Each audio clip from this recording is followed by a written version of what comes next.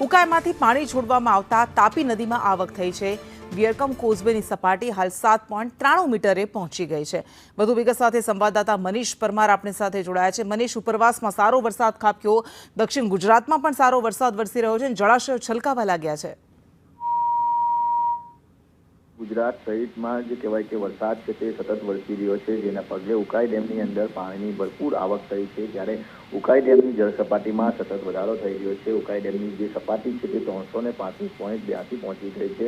ઉકાઈ ડેમમાં પાણીની આવક વાત કરીએ તો 92,390 પાણીની આવક છે અને ઉકાઈ ડેમમાંથી તાપી નદીમાં જે કહેવાય કે 76,498 પાણી છોડવામાં આવી રહ્યું છે, જેને પગલે તાપી નદીમાં પણ નવા નીર છે જે સતત આવી રહ્યા છે। તાપી નદી ઉપર બનેલો કોઝવે છે તેની સપાટીમાં પણ સતત વધારો થઈ રહ્યો છે। જે કોઝવેની સપાટી છે તે હવે 7.93 મીટરે પહોંચી ગઈ છે।